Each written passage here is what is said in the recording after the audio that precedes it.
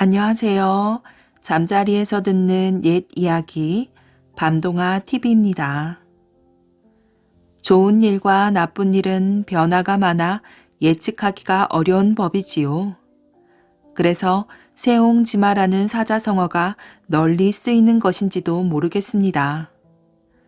길한 일이 있으면 흉한 일도 있고 재앙이 있으면 복도 오듯이 언제 어떻게 될지 알 수 없는 인생. 좋지 않은 일이 생겼다 하여 포기하고 주저앉기보다는 우리가 모르는 사이 다시 좋은 일이 오고 있다 믿으며 주어진 상황에서 할 수 있는 것을 차근차근 해나가면 어떨까 생각됩니다. 오늘 첫 번째 들려드릴 이야기는 하룻밤 사이 안 좋은 일이 연이어 일어난 어느 사람의 이야기지요. 이 사람의 나쁜 일 뒤엔 과연 어떤 일이 기다리고 있었을지 들으시며 오늘 밤도 편안한 휴식 가지시길 바랍니다. 나쁜 일과 좋은 일. 이스라엘 사람들의 존경을 한몸에 받는 현명한 랍비인 아키바가 혼자서 여행을 떠났답니다. 다른 여행 때와 마찬가지로 단출한 차림이었지요. 타고 갈 당나귀와 개 그리고 작은 등잔 하나가 전부였어요. 작은 등잔은 자나깨나 독서를 쉬지 않는 아키바의 습관 때문에 꼭 가지고 다녀야 했어요. 그날도 아키바는 하루 종일 쉬지 않고 길을 떠나 해질 무렵 작은 시골 마을에 도착하였지요. 마을 입구에 낡은 헛간이 하나 있는 것을 본 아키바는 거기다 짐을 풀었어요. 아이고, 피곤하구나. 오늘은 이 헛간에서 하룻밤 묵어가야겠구나. 어느덧 사방은 서서히 어둠으로 덮여갔답니다. 잠자기에는 아직 이른데 책이나 읽어야겠어. 아키바는 평소에 하던 대로 등잔에 불을 켜고 책을 읽었답니다. 그런데 갑자기 센 바람이 휙하니 불어와서 등잔불이 확 꺼지는 것이었지요. 어허, 등잔불이 꺼졌네. 거참. 하루 종일 여정에 시달려 너무나 피곤했던 아키바는 그냥 그대로 곤하게 잠에 빠져 버렸답니다. 그런데 그가 잠든 사이에 큰일이 벌어졌지요. 뒷산에 살던 사나운 늑대가 내려와서 개를 물어 죽였답니다. 그리고 또 사자가 나타나서 그의 당나귀까지 물어 죽였어요. 날이 밝아 잠에서 깨어난 아키바는 기가 막혔지요. 헛간 앞에 그의 개와 당나귀가 죽어 널브러져 있었기 때문이지요. 하룻밤새 웬 병고란 말인고. 개도 당나귀도 죽고 말았으니 이번 여행은 그야말로 고달프게 되었구나. 아키바는 달랑 등잔 하나만을 든 채 터벅터벅 걸어서 마을 안으로 들어갔답니다. 그런데 이게 웬일이지요? 마을에는 사람의 그림자 하나 보이지 않았어요. 자세히 보니 여기저기에 사람들의 시체만 뒹굴고 있었지요. 정말 끔찍하구나. 대체 무슨 일이 일어났었던 건가? 마을을 한 바퀴 살펴본 아키바는 그때서야 사태를 알아차렸어요. 간밤에 이 마을에 사나운 도둑들이 쳐들어왔던 모양이군. 아키바는 도둑들이 마을 사람들을 남김없이 죽이고 모든 걸 다 빼앗아 갔다는 것을 알게 되었지요. 만일 내 램프가 바람에 꺼지지 않았다면 나 역시 도둑들에게 발각되어 죽었을지도 모를 일이야. 만약 그의 개가 살아있어서 큰 소리로 짖었거나 소란한 소리에 당나귀가 발버둥을 쳤다 해도 그는 발각되어 죽었을 것이에요. 그런데 그는 결국 그 모든 것을 잃어버린 덕분에 살아남은 것이 아니겠어요. 아키바는 그 모든 일을 조용히 생각해 본 끝에 깨우침을 얻고 작게 중얼거렸답니다. 그렇구나. 사람은 최악의 경우에도 희망을 잃어서는 안 될 일이야. 나쁜 일이 있으면 좋은 일이 생긴다는 사실을 알아야겠지. 어떠한 것이 가장 나쁜 상황인가는 오직 하늘만이 아는 것일 테니. 성종 임금과 참판 이석. 성종 임금은 어느 날 괴이한 꿈을 꾸었답니다. 꿈에 신누런 용이 숭례문, 즉 지금의 남대문으로 썩 들어서는데 용 이마에 이석이라는 이름이 뚜렷하게 씌어져 있었지요. 잠을 깬 성종 임금은 곧 당직하던 내시를 불렀답니다. 지금 밤이 어느 때쯤 되었느냐? 이른 새벽인지라 곧 파루종이 울리지 않나 생각됩니다. 파루종이란 말하자면 통행금지를 해제하는 종이지요. 그러면 어서 당직 사령을 불러들여라. 성종 임금은 서둘러 분부를 하였답니다. 마치 무슨 급한 일이라도 생각난 것만 같았지요. 당직 사령이 들어오자 성종 임금은 뜻밖의 일을 명령하였어요. 지금 바로 숭례문으로 가서 문 열기를 기다렸다가 맨 처음에 들어오는 사람을 누가 되든 상관 말고 그대의 집에 잠시 데려다 놓고 다시 보고하여라. 당직 사령은 영문을 몰라서 얼떨떨 하였지만 임금의 명대로 급히 숭례문으로 달려갔답니다. 조금 지나 문이 열리자 숫섬을 진 어떤 총각이 어슬렁어슬렁 들어왔지요. 당직 사령은 다짜고짜 총각을 자기 집으로 끌고 갔어요. 초라한 옷을 입고 약간 굼떠 보이는 총각은 잡혀가는 줄 알고 그저 벌벌 떨기만 하였지요. 당직 사령은 총각에게 일렀어요. 아직 까닭은 알 수 없지만 임금께서 시키신 일이시다. 그렇지만 결코 너를 해치지는 않을 것이야.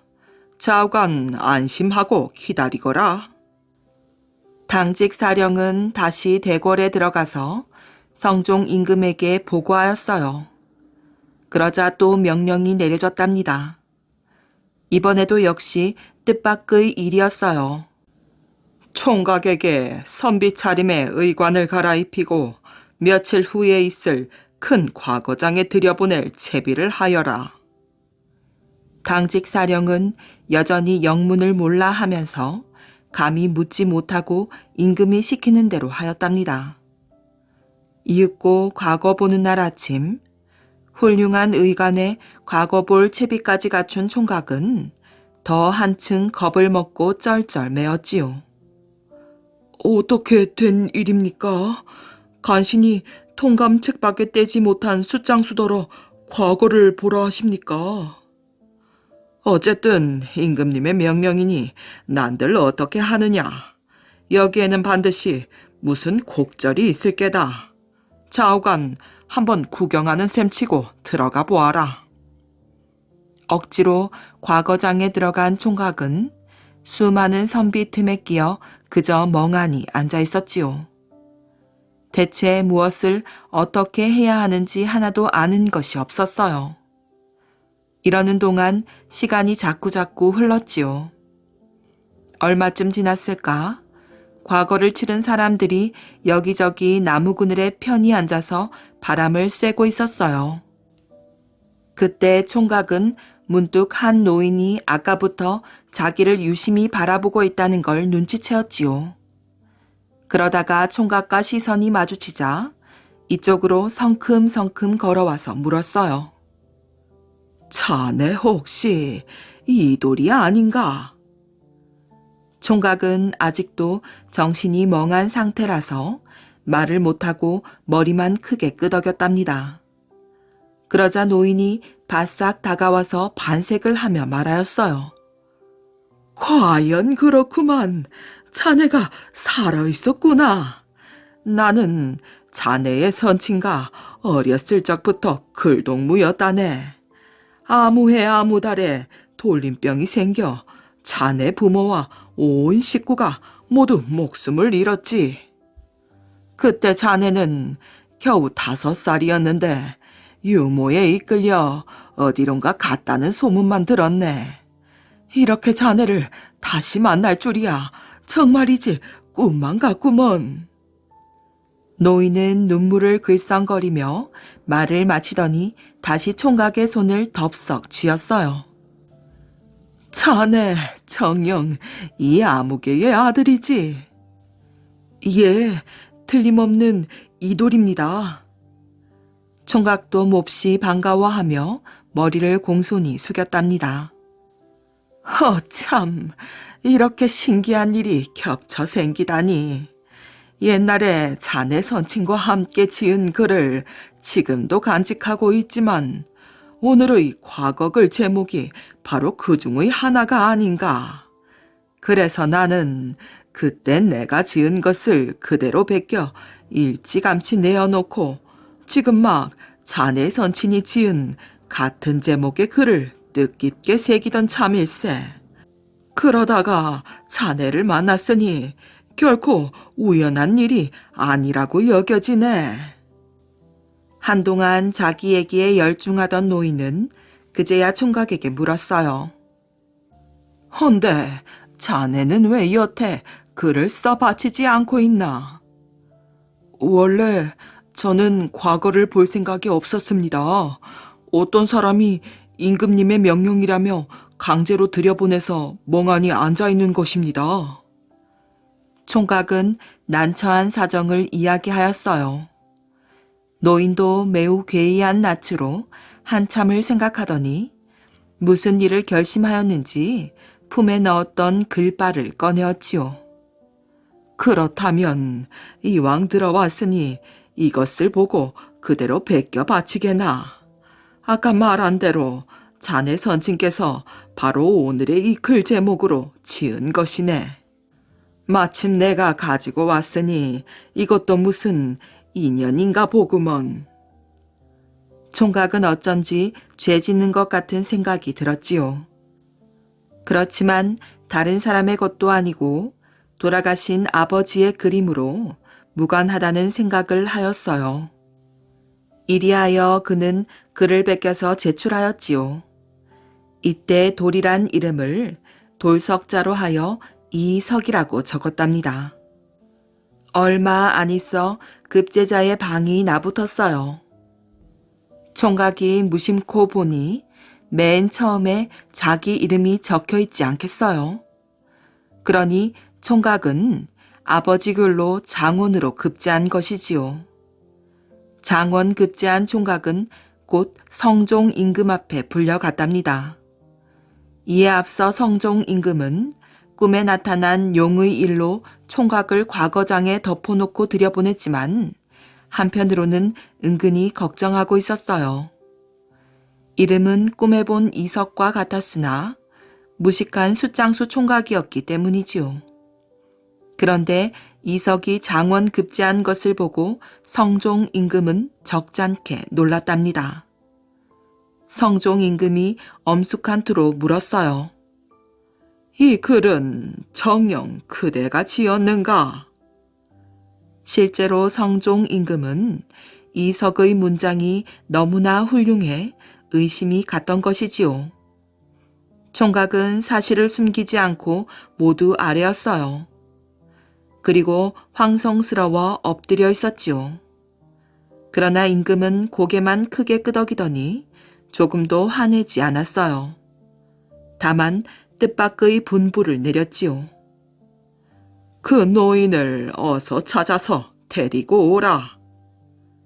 노인은 곧바로 관원들에 이끌려 들어왔답니다. 성종 임금은 온화한 얼굴로 노인을 위로하였어요. 그대는 참으로 의로운 사람이다. 그대에게 서간을 마련해 줄 터이니 오늘부터 이석을 맡아 충분히 글 공부를 시키도록 하라. 황공하옵니다. 노인도 역시 총각처럼 엎드렸어요. 성종 임금은 노인에게 당부하였지요. 이석의 장원 급제는 장래 제 힘으로 다시 과거를 치러 얻을 때까지 보류하겠다. 따라서 그대는 앞으로 이석으로 하여금 오늘의 영예를 되찾도록 힘써 가르치길 바라노라. 노인은 나라의 녹봉을 받으며 이석 단 한 사람의 스승이 되었답니다. 그렇지 않아도 노인은 옛 친구의 아들을 가르칠 생각이었는데 이렇게 된 이상 온 힘을 다 쏟지 않을 수 없었지요. 총각도 열심히 공부하였어요. 원래 글 잘하는 집안의 자손인 만큼 재주가 남달랐지요. 몇 해 지나지 않아 총각은 정말로 과거에 합격하였어요. 장원 급제는 아니었지만 상당히 월등한 성적으로 급제했기 때문에 곧 벼슬을 얻었답니다. 그 후 차츰 올라가서 참판까지 하게 되었지요. 성종 임금은 그 후로도 여러 가지 방법으로 나라 안에 숨은 인물을 찾아내었어요. 그리고 제각기 알맞은 벼슬을 주어 기량을 펼치게 하였답니다. 이석도 그런 사람들 중의 한 사람이었지요. 하늘을 나는 조끼. 어느 산골에서 용이는 아버지와 살았답니다. 아버지는 며칠 전부터 알아누워 좀처럼 일어서질 못하였지요. 이를 어쩌지? 어디 가서 약을 구한담? 용이는 걱정이 되어 안절부절 못하였어요. 하루는 용이가 아버지 옆에서 꾸벅꾸벅 졸고 있을 때였지요. 수염이 길고 하얀 할아버지가 나타났어요. 얘야, 뒷산 골짜기에 올라가면 말바위가 있단다. 그 바위 근처에 오래된 산삼이 있을 터이니 그걸 캐어다 아버지께 드리거라. 할아버지는 누구십니까? 용이는 할아버지를 부르며 손짓을 하였어요. 할아버지는 이내 연기처럼 사라져 버렸지요. 꿈이었구나. 참 이상한 꿈도 다 있네. 이른 새벽 용이는 꿈에서 만난 할아버지의 말대로 뒷산에 올라갔어요. 산에는 벌써 나무를 하러 올라온 사람들이 있었지요. 나무꾼 아저씨, 이 근처에 말바위가 있나요? 말바위? 나무꾼은 고개를 갸우뚱하더니 무릎을 탁 쳤답니다. 말바위라면 저기 가파른 절벽 위에 있단다. 길이 험해서 올라가기가 힘들지.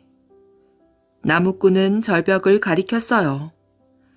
용이는 서둘러 절벽을 향해 걸어갔답니다. 절벽은 어찌나 가파른지 발 디딜 데가 없었지요. 아버지를 위해서라면 꼭 산삼을 캐어야 해. 용이는 이를 악물고 절벽을 오르기 시작했답니다. 절벽에 매달린 용이는 오도 가도 못하고 헛발질만 하고 있었지요. 이때 뒤에서 용이를 부르는 소리가 들렸어요. 얘야, 내가 도와줄 터이니 기다리거라. 뒤를 살짝 돌아보니 꿈에 본 할아버지였답니다. 할아버지는 품에서 조끼 하나를 건네주었어요. 이 조끼를 입고 위에서부터 단추를 잠그면 네가 가고 싶은 곳으로 날아갈 수 있단다. 용이는 얼른 조끼를 받아들었어요. 할아버지는 누구시길래 저를 도와주십니까? 할아버지는 싱긋 웃기만 하였지요. 내려갈 때에는 단추를 아래서부터 끌러라. 하나하나 끌를수록 땅으로 내려설 게다. 할아버지, 정말 고맙습니다. 할아버지는 또다시 어디론가 사라졌어요.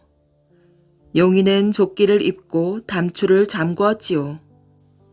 그러자 용이의 몸이 하늘 위로 둥둥 떠올랐어요.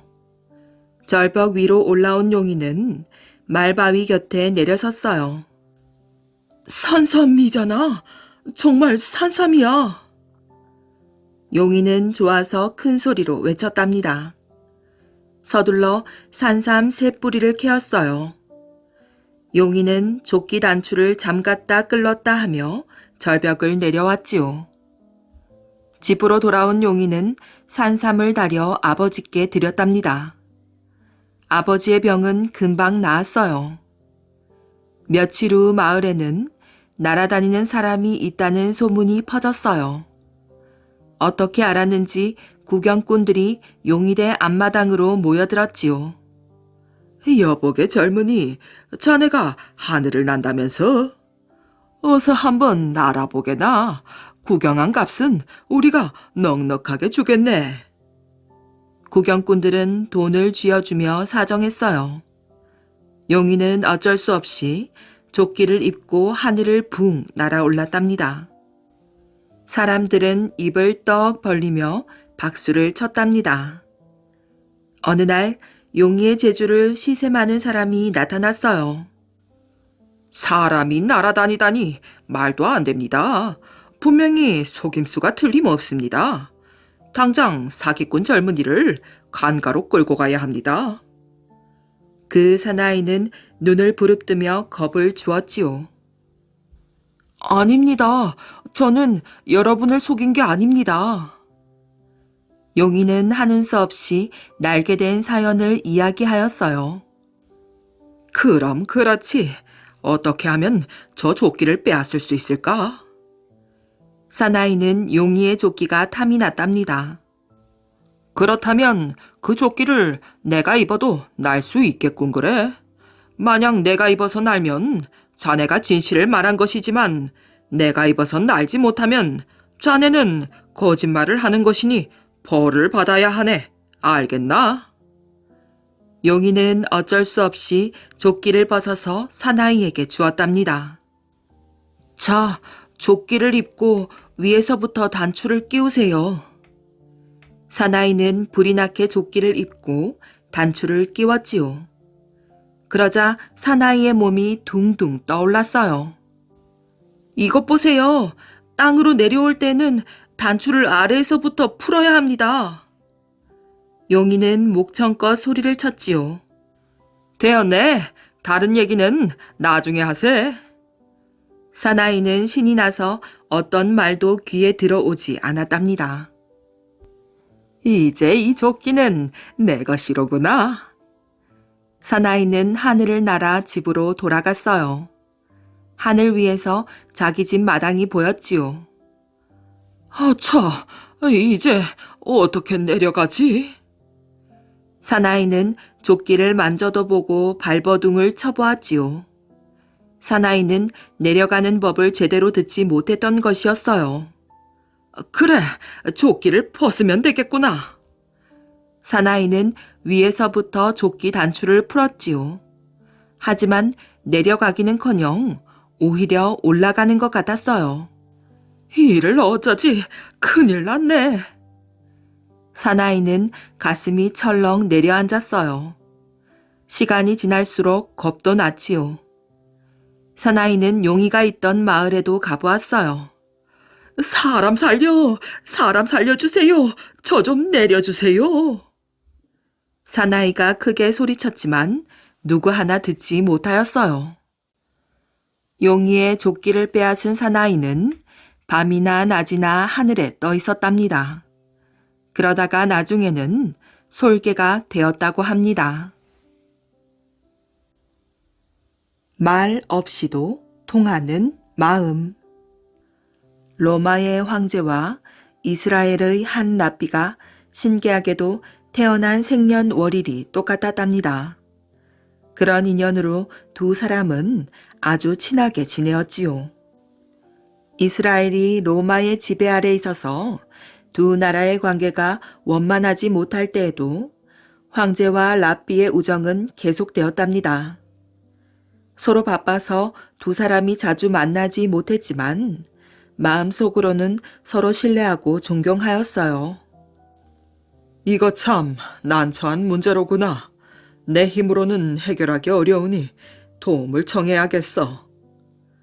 황제는 혼자서 결정하기 어려운 문제가 생기면 항상 랍비에게 사람을 보내어 의견을 들었답니다. 어느 날 황제는 랍비에게 또 사람을 보내 자신의 고민에 대한 의견을 물었어요. 현명한 도움의 말을 부탁드리오. 내가 살아있는 동안에 반드시 이루어야 할 일이 두 가지가 있어.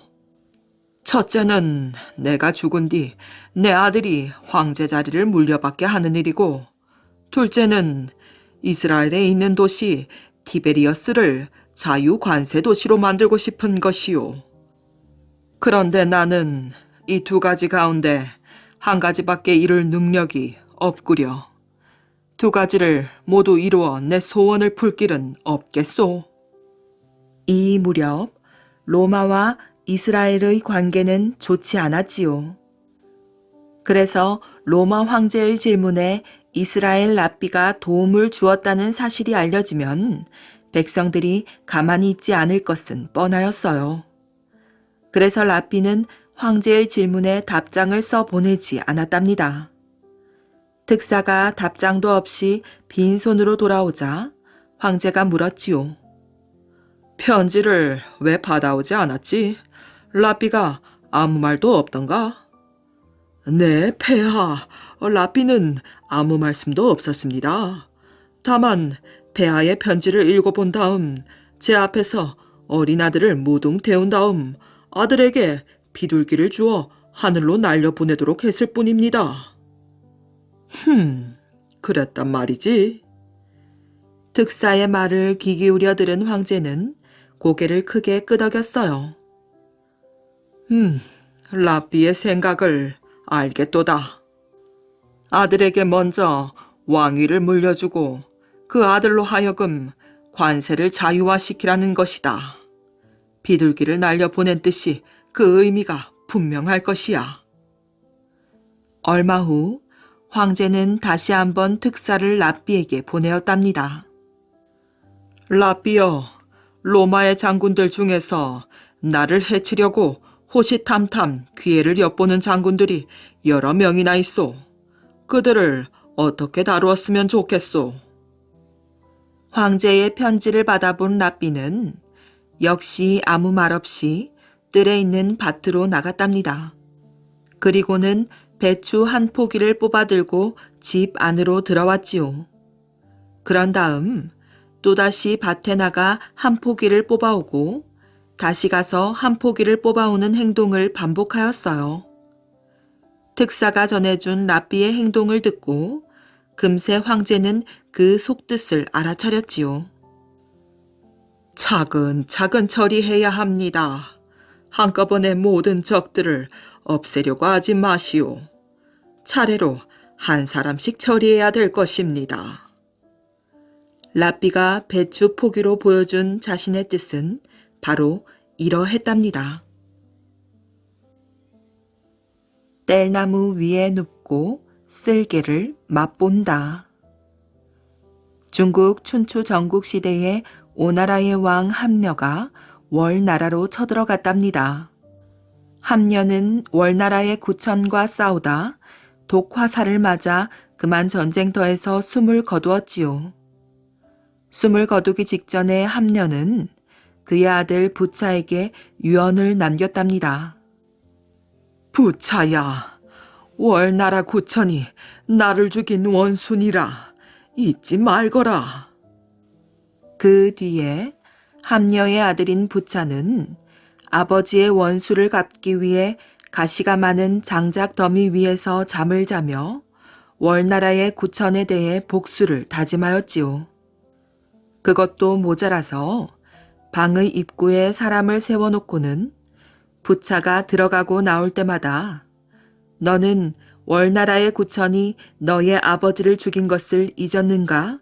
라는 말을 외치게 하였답니다. 그리고 아무도 모르게 군사를 훈련시켰지요. 이 사실을 알게 된 월나라의 구천왕은 부차가 쳐들어올까봐 두려움에 항상 마음이 불안하였어요. 언젠가는 부차가 우리에게 쳐들어올 것이다. 그 전에 우리가 먼저 그들에게 쳐들어가야 한다. 하지만 복수심에 불타는 오나라의 부차에게 패하고 말았어요. 고천은 그의 아내와 함께 회계산에서 항복한 뒤 바닥에 엎드려 부차의 발을 닦으며 부차의 신하가 될 것을 맹세하였지요. 결국 고천의 월나라는 오나라의 부하 나라가 되었고, 고국으로 돌아온 고천은 늘 옆에 곰의 쓸개를 매달아 놓고 입으로 핥으며 복수를 위해 하루하루를 보내었답니다. 쓰디쓴 곰의 쓸개 맛을 보며 복수의 날을 다짐했던 것이지요. 그로부터 20년 뒤에 고천은 복수를 하였고 패한 부차는 스스로 목숨을 끊었답니다. 훗날 사람들은 부차가 장작 더미 위에서 누웠다는 와신과 고천이 곰의 쓸개를 핥았다는 상담을 붙여 와신 상담이라고 불렀다고 합니다. 와신 상담은 원수를 갚거나 마음먹은 일을 이루기 위해 어떤 어려움도 참고 견딘다는 의미로 쓰인답니다. 꽃을 피운 버드나무. 이 세상이 생긴 지 얼마 되지 않은 아득한 옛날이었어요. 아직 질서가 잡히지 않아 모든 것이 제 분수를 알지 못하였지요. 새와 짐승이 구별되지 않았고 나무와 풀도 말을 할 때였어요. 지금의 태국이란 나라가 있는 땅의 어느 곳이었지요. 시냇가에 덩치가 아주 큰 버드나무 한 그루가 자라고 있었어요. 버드나무는 하늘 높이 팔을 뻗고 발로는 물을 찾아 땅속을 더듬고 있었지요. 어느덧 발밑으로 많은 물줄기들이 파고 들어와 있었어요. 누구야? 내 발밑을 자꾸 파고드는 것이? 버드나무는 발밑을 향해 물었어요. 그런데 대답 소리는 공중에서 들렸지요. 미안해. 나는 땅속 줄기를 갖고 있어서 그래. 소리 나는 쪽을 보니 언제 어디에서 왔는지 낯선 나무 한 그루가 서 있었어요. 낯선 나무는 키가 하늘에 닿을 만큼 컸답니다. 잎은 버드나무를 닮았으나 몸매는 쭉 곧은 것이 어느 나무와도 비교할 수 없을 만큼 아름다웠지요. 버드나무가 고개를 갸웃거리며 물었답니다. 너는 누구며 언제 이곳에 왔니? 전에는 못 봤는데. 나는 대나무라고 해. 조금 전에 네 발밑 땅속 줄기에서 돋았지. 뭐? 조금 전에 내 발밑 땅속 줄기에서 돋았다고? 버드나무는 자기의 발밑 땅속 줄기에서 돋았다는 대나무의 말에 눈이 휘둥그레졌어요. 조금 전에 돋았다는 대나무의 키가 몇십 년을 자란 버드나무 키와 거의 비슷한 것도 믿어지지가 않았지요. 사실이야. 우리 대나무는 누구나 키가 한꺼번에 자라거든. 나는 버드나무라고 해. 어쨌든 우리는 이웃이니 사이좋게 지내도록 하자. 버드나무와 대나무는 서로 이웃이 되어 나란히 살았답니다. 며칠이 지나자 버드나무 발밑으로 뻗어온 땅속 줄기에서 여러 그루의 대나무가 쑥쑥 돋아났어요. 새로 돋은 대나무들도 금방 크게 자라났지요. 버드나무는 얼마 안 되어 울창한 대나무 숲에 둘러싸이게 되었답니다. 버드나무는 좀 갑갑했지만 큰 키로 하늘만 쳐다보며 참았지요. 여보세요. 제가 당신 몸에 좀 기댈 수 있게 해주세요. 부탁입니다. 버드나무의 발밑에서 조그만 덩굴이 쳐다보고 있었답니다. 작은 얼굴에 가느다란 몸뚱이가 누구든지 붙잡아주지 않으면 금방 쓰러질 것만 같았지요. 버드나무는 얼른 손을 잡아 일으켜주고 싶었지만 팔이 닿지 않아서 안타까웠어요. 덩굴은 대나무와 버드나무를 번갈아 쳐다보더니 비틀거리며 대나무에게 기어가서 매달렸지요. 그 흉한 걸로 어디에 매달리려고 그래? 저리 비켜. 대나무는 쌀쌀맞게 쏘아 붙였어요. 덩굴은 그대로 주저앉더니 버드나무를 쳐다보았지요. 저를 좀 도와주세요. 이대로 있다가는 햇빛도 못 보고 죽을 것만 같습니다. 그래, 내 몸을 붙잡고 일어서 보렴. 고마워요. 정말 고맙습니다. 덩굴은 버드나무 몸통을 붙잡고 조금씩 조금씩 몸을 늘리며 위로 뻗어 올라갔지요. 며칠이 지나자 덩굴은 버드나무 가지가 닿는 곳까지 올라갔답니다. 마침내 버드나무는 가지를 뻗쳐 덩굴의 손을 잡아주었어요. 자, 조금만 올라오면 햇빛을 볼 수 있을 거야. 대나무는 그런 버드나무를 바라보며 입을 삐죽거렸지요. 그런 볼품없는 덩굴은 왜 도와주니? 우린 이웃이잖아. 이웃은 사이좋게 서로 도와주어야지. 한 달쯤 지나자 덩굴은 버드나무 꼭대기까지 올라갔답니다. 햇살이 쫙 비쳐왔지요. 야, 햇빛이다. 나도 햇빛을 다 보는구나. 덩굴은 마구 팔을 흔들며 외쳐대었어요. 그것을 보니 버드나무도 기뻤답니다. 햇빛을 보니 그렇게도 좋으니? 예, 너무너무 좋아요. 이제는 꽃을 피울 수 있게 되었어요. 덩굴은 곧 꽃봉오리를 맺더니 분홍색 고운 꽃을 피웠답니다. 이야, 너는 참 고운 꽃을 피우는구나. 버드나무님도 고운 꽃을 피울 수 있잖아요. 뭐? 나도 고운 꽃을 피울 수 있다고? 그럼요. 저보다 더 예쁜 꽃을 피울 수 있습니다. 그럼 나도 한번 꽃을 피워봐야겠구나. 버드나무도 꽃을 피우기 시작했어요. 버들강아지의 연노랑색의 작은 꽃들이 참 예뻤답니다. 분홍과 연노랑이 어울려 버드나무는 온통 커다란 꽃구름이 피어난 것 같았지요. 세상에 저렇게 아름다운 나무가 있다니. 사람들은 꽃으로 덮인 버드나무를 쳐다보았어요. 대나무에 가려져서 거기에 버드나무가 있다는 것조차 모르고 지내던 사람들은 고운 꽃을 보고 버드나무를 사랑하게 되었지요. 사람들은 꽃을 보러 모여들었어요. 기분이 좋아진 버드나무와 덩굴은 더욱 많은 꽃을 피우고 바람에게 부탁해서 좋은 향기를 사람들 쪽으로 실어 보내었지요. 꽃향기도 참 좋아. 마치 천국에 온 것 같은 느낌이야. 그런데 저기 버드나무가 있는 걸 왜 지금까지 모르고 있었지?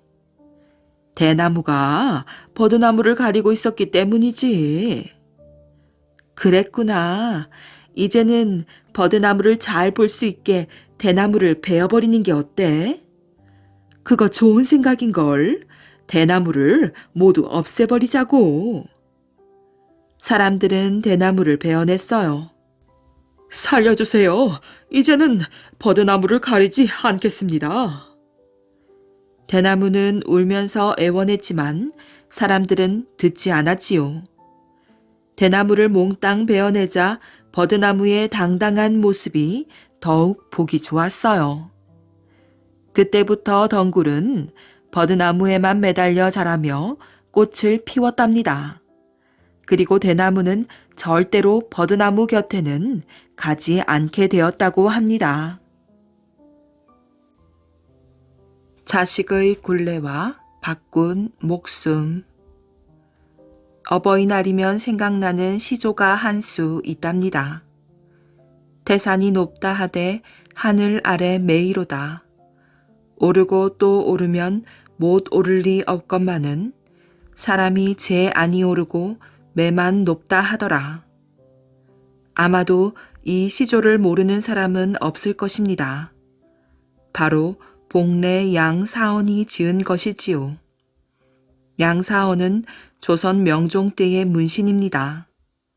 문과에 급제한 후 삼등, 함흥, 평창, 강릉의 지방관을 역임한 후에 회양 군수와 철원 군수도 지내었지요. 그는 40년 동안 나라 안의 각 고을을 돌아다니며 지방 관리로서 선정을 베풀었답니다. 한때 유명한 점쟁이 남사고한테서 점술 공부도 했는데 양사원은 뒷날에 임진왜란을 예언했다 해서 존경받기도 하였지요. 양사원의 아버지인 양민이 전라도 영광의 신관 사또로 부임하는 초행길은 그 기세가 대단하였어요. 길을 비켜라, 사또 행차시다. 주막이 나타날 때마다 그곳 술맛을 즐기고 시 한 수를 읊어대는 양민 사또의 늑장으로 머나먼 영광으로 향하는 길은 아득하기만 하였답니다. 풍류를 즐긴 이튿날 새벽이면 사또는 심한 갈증으로 선잠을 깨게 마련이었지요. 아이고, 목이 탄다. 냉큼 술국 좀 대령하여라. 사또는 헛소리처럼 관졸들에게 외쳐댔으나 관졸들은 깊은 잠에서 깨어날 줄 몰랐어요. 영광이 가까운 어느 주막집에서 묵을 때도 마찬가지였지요. 여봐라, 술국, 물. 그러나 사또의 소원은 이뤄지지 않은 채 행차는 떠났답니다. 아침을 걸은 채 가마 위에 올라탄 양민 사또는 배가 몹시 고팠어요. 그러나 길가에는 요기를 하고 떠날 만한 변변한 주막도 없었지요. 참다 못해 체면이고 뭐고 없이 사또는 명령을 내렸답니다. 허기가 져서 안 되겠구나. 누가 저 민가에 들어가 밥 한 술 마련해 올 자 없느냐. 술이 아니고 밥이니라. 예, 가보겠습니다, 사또. 관속은 민가로 달려갔지요. 그러나 마을은 텅텅 비어 있었어요. 농사철이라 어른아이 할 것 없이 모두 일하러 들로 나갔기 때문이지요. 여기저기 문을 두드려 봐도 좀처럼 사람을 만날 수가 없었답니다. 누구 아무도 없느냐? 골목에 서서 냅다 소리를 지르자 어느 집 살인문이 삐걱 열리면서 마침 집을 지키던 10서너 살짜리 소녀가 뛰어나왔어요. 옳지, 너 정도면 밥을 짓겠구나. 얘야, 너 지금 밥 한 그릇 지을 수 있겠느냐? 관속이 말하자 소녀가 동그란 눈으로 되물었지요. 밥이라니요? 누가 드실 겁니까? 다름이 아니라 신간 사또 행차가 시장하셔서 아침을 시켜 먹으려고 이렇게 들어왔는데 도무지 사람이 없구나. 바쁜 농사철이라 모두 들에 나갔어요. 그런 사정이시라면 소녀가 사또 진지를 지어 올리겠습니다. 할 수 있겠느냐? 그럼요. 집안일을 자주 돕는걸요. 아무 염려하지 않으셔도 됩니다. 당찬 소녀로구나. 좋다. 사또 진지에 돌이 들어가지 않게 단단히 신경을 써야 한다. 네, 혹여 실수가 있다면 소녀가 대신 야단을 맞을 것입니다. 그러니 마음 푹 놓으세요. 그럼. 네, 곧 시작하겠습니다. 그런데 한 가지 부탁이 있는데요. 무엇이냐? 말해보거라. 소녀는 관속에게 말하였지요. 사또께서 길에서 진지를 드심은 고을 백성의 수치가 아닌가 합니다. 누추 하나마 저희 집에 들어오셔서 드심이 어떨실는지요?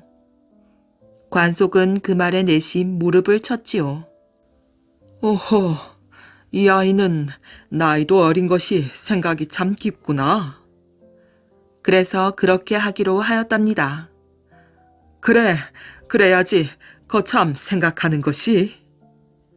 관속은 소녀의 마음 깊은 것에 혀를 내두리며 양민 사또가 가마를 내리고 쉬는 곳으로 달려갔지요.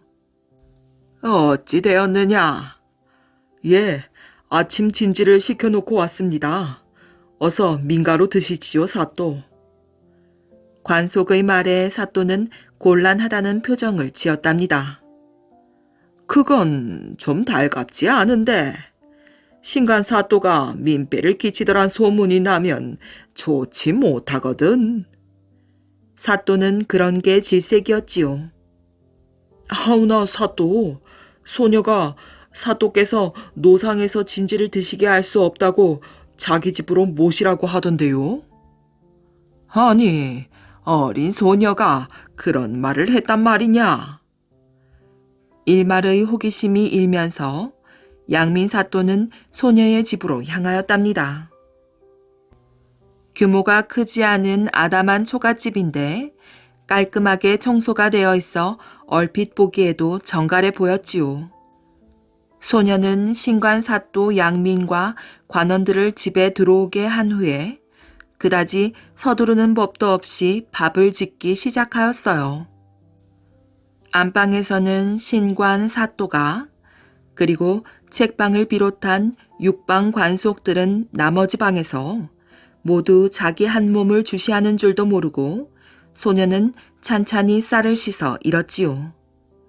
소녀는 그것을 부엌으로 가지고 가 솥에 놓고는 불을 떼었답니다. 이러한 순서가 여느 아낙네들이 하는 그것과 다를 것이 없건만 그녀는 불을 떼는데 마당이나 방으로 제가 조금도 날지 않게 조심조심 떼고 있었어요. 밥이 다 된 뒤에도 먼저 신간 사또의 상부터 차려올리고 다음에 관속들의 상을 차리는데 무엇 하나 서두름이 없고 실수가 없이 차근차근 차려 올리는 것이었어요.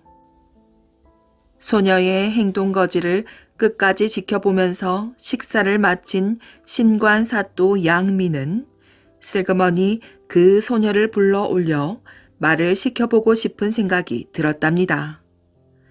먼 발치에서 보아도 영리하고 숙성해 보였고 상 심부름과 물 심부름을 하는 맵시가 또한 단정했기 때문이지요. 참, 신통하기도 하구나. 네 나이가 올해 몇이더냐? 사또는 조금도 촌스러워 보이지 않는 소녀에게서 실눈을 뜨고 넌지시 물어보았어요. 예, 올해 13살이옵니다. 나직하고 다소곳이 대답하는 품이 여간 귀엽지가 않았답니다.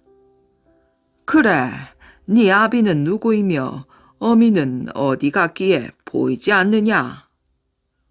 예, 아비는 본관에 매인 몸이라 일찍 출타하였고 어미는 들일을 하러 나갔습니다. 13살짜리 소녀의 말 같지 않은 말솜씨였지요. 사또는 거듭 놀라지 않을 수가 없었답니다. 신임 영광 사또는 소매 속에서 청선, 홍선의 두 자루 부채를 꺼내들었어요. 소녀에게 무엇인가 고마움을 표해야겠다고 느낀 것이지요. 이 두 부채는 내 선물이다. 받아두어라. 사또가 내민 두 자루 부채를 받아야 좋을지 받지 않아야 좋을지 잘 몰라서 망설이는 소녀에게 농을 걸어보고 싶어진 것이지요. 자, 어서 받으려무나.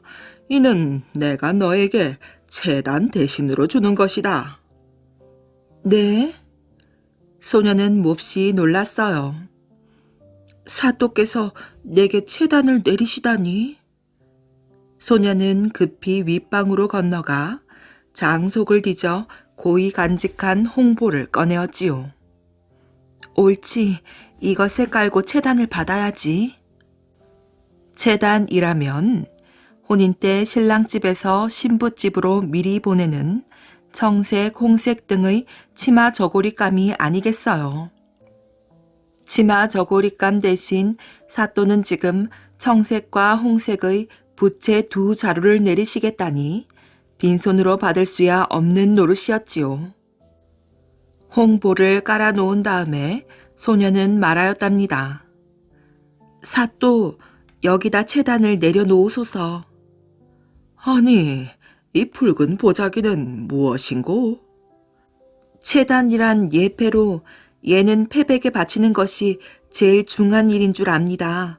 어찌 이 귀한 채단을 맨손으로 받을 수 있겠습니까? 소녀의 말에 사또는 물론이고 그 장면을 기웃거리던 관속들이 일제히 놀라는 기색이었지요. 홍보 위에 두 자루의 부채가 놓여졌어요. 소녀는 그 보자기를 소중하게 싸들고 방으로 들어갔답니다. 그럼 출발하자꾸나. 영광 사또는 행차를 재촉하여 부임지로 떠났답니다. 세월은 흘렀어요. 어느 날 영광 관아에 사또를 뵙자고 달려온 노인이 있었지요. 양민 사또는 노인을 불러들여 물었답니다. 네가 나를 만나러 온 까닭이 무엇이더냐? 예. 노인은 연방 허리를 굽신거리며 사또께서 한 3년 전에 영광 가까운 어느 동리를 지나시다가 네 집 소녀에게 아침진지를 치어 잡숫고 오신 적이 있사옵니까? 하고 물었어요. 사또는 눈을 지그시 감았다 뜨더니 반색을 하며 무릎을 쳤답니다. 그렇지, 그런 일이 있었고 말고. 그럼 그 소녀의 얼굴도 분명 기억하고 계신지요? 기억하다 마다. 그토록 총명한 아이는 내 평생 처음 보았다네. 듣자 하니 그때 사또께서는 그 소녀에게 무슨 물건을 주셨다던데요? 사또는 여기서 잠시 3년 전의 일을 상기하는 듯 하더니 옳거니 내 그때 소녀를 귀엽게 여겨 색선을 상으로 준 적이 있었다. 그럼 틀림없는 일이로군요. 노인은 그제서야 마음이 놓인다는 듯이 한숨을 몰아쉬었어요. 아니, 그런데 자네는 어찌하여 그 소녀의 일을 내게 와서 묻는고? 사또는 진정 그것이 궁금해서 물었답니다. 다름이 아니오라. 사또께서 색선을 선물로 주셨다는 그 계집 아이가 소인의 여식이옵니다. 자네의 딸이란 말인가? 예, 그렇습니다. 헌데 무슨 일로 그러는가? 제 딸은 지금 나이가 16이옵니다. 시집갈 나이가 꽉 찼습지요. 하오나 아무리 소인이 시집을 보내려 해도 딸은 한사코 시집을 안 가겠다 뿌리치는 게 아니겠습니까? 이미 사또한테서 채단을 받아 놓았으니 다른 데로는 시집 갈 수 없다는 것입니다. 이런 말도 안 되는 일이 어디 있겠습니까요? 소인이 달래어 보아도 막무가내 매를 때려봐도 사또께 향한 일편단심은 변함이 없으니 어쩝니까요? 정말 고약하게 굴어 우라가 치밀어 죽을 지경입니다요. 사또는 크게 놀랐지만 내심 기뻤어요. 자네 딸의 정성이 그처럼 지극하거늘 내 어찌 모르는 채 알 수 있겠느냐. 마땅히 대길하여 맞을 터이니 그리야 알라. 이리하여 양미 사또는 3년 전에 아침 한 끼 얻어먹은 소녀를 첩으로 맞아들였어요. 얼마 뒤 양민의 정실은 죽고 첩이 정실처럼 들어앉아 큰 살림을 맡게 되었지요. 소녀는, 아니 이제는 사언 사기 두 형제의 어머니가 된 부인은 전처 소생의 사준까지를 돌보면서 대소사를 다 도맡아 처리하게 된 것이랍니다. 그러나 당시 조선 시대는 엄연히 적서의 차이가 심하던 때이지요. 자라날수록 양사언 양사기는 물론 이들의 형벌되는 사준 삼형제의 재주는 참으로 뛰어났어요.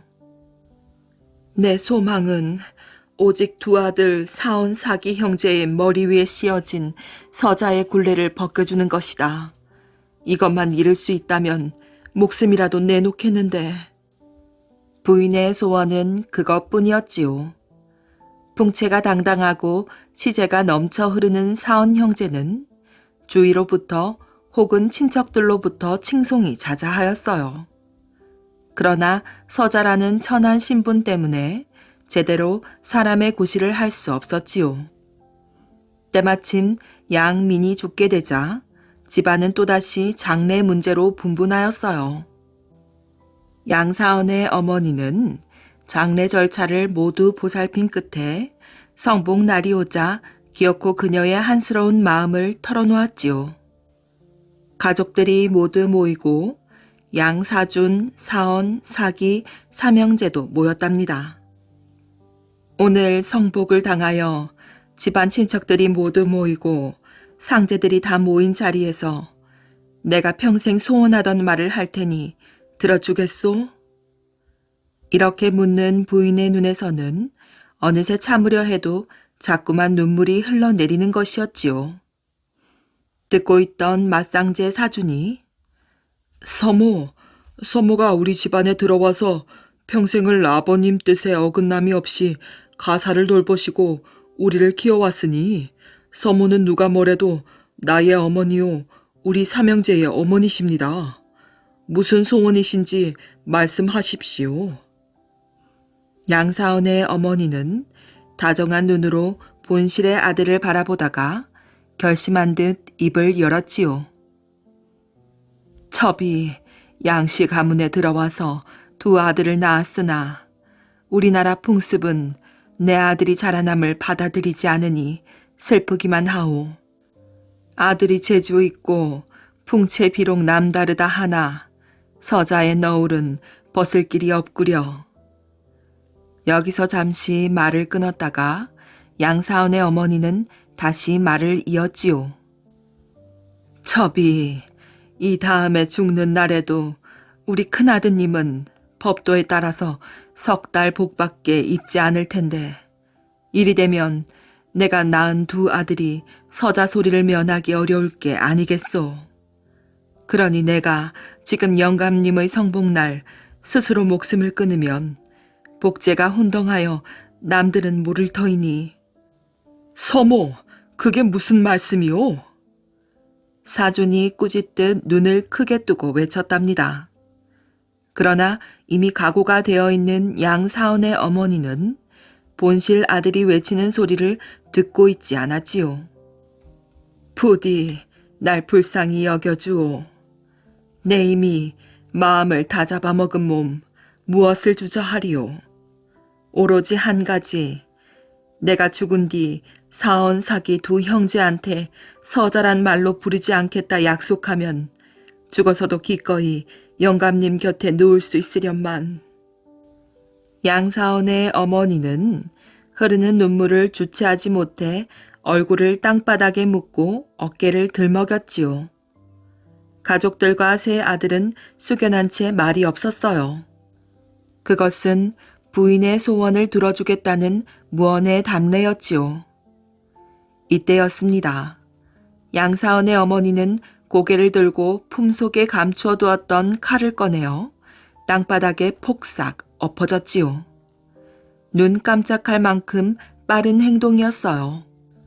안 됩니다, 어머니! 세 아들이 일제히 달려들어 부인을 일으켜 세웠을 땐 이미 그녀는 이 세상 사람이 아니었어요. 어머니, 소원을 들어드릴 텐데 왜 이러셨습니까? 어머니, 눈 좀 떠보세요. 태산이 높다 하대로 문명을 날린 양사원의 출세 뒤에는 이렇듯 목숨을 버린 어머니의 애타는 희생이 있었답니다.